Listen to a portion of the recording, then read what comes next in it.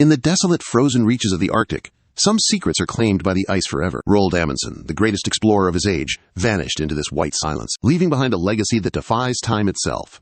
Born in Norway in 1872, he was originally destined for a quiet life in medicine. However, his mother's death unlocked a singular, cold obsession. He abandoned everything he knew to conquer the ends of the earth, driven by a hunger that only the horizon could satisfy. In 1911, he faced the brutal Antarctic landscape in a high-stakes race against British explorer Robert Scott. While Scott relied on failing machinery and rigid tradition, Amundsen embraced the ancient wisdom of Inuit survival and the endurance of sled dogs. On December 14, 1911, he planted his flag at the South Pole, becoming the first human to stand at the bottom of the world. His victory was absolute. While Scott and his team perished in the biting frost, Amundsen returned as a living legend, a master of the elements. The hunger for the unknown never faded.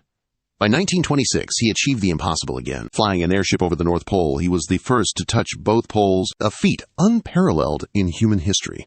He had conquered the wind and the cold, yet the Arctic was not finished with him. The final chapter was about to begin, triggered not by ambition, but by a desperate call for help from the very wilderness he thought he had tamed. In 1928, a distress call shattered the peace. His former rival, Umberto Nobile, had crashed in the Arctic wilderness. Despite their bitter history, Amundsen did not hesitate. He boarded a small Latham 47 seaplane, departing Norway on June 18th.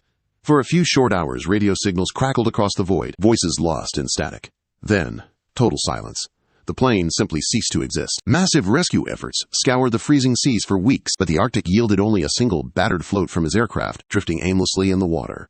No body, no wreckage, no trace of the man who had mastered the world. The cruelest irony followed. The man he died to save, Nobile, was eventually found alive, while the legend was swallowed by the dark. Amundsen once remarked that death in the ice would be a fitting end for a traveler. The frozen world he spent his life conquering finally claimed its prize. He remains out there, a ghost in the vast white silence. Was it a mechanical failure, or something no human was meant to witness? Some mysteries refuse to be unearthed, and the ice keeps its secrets well.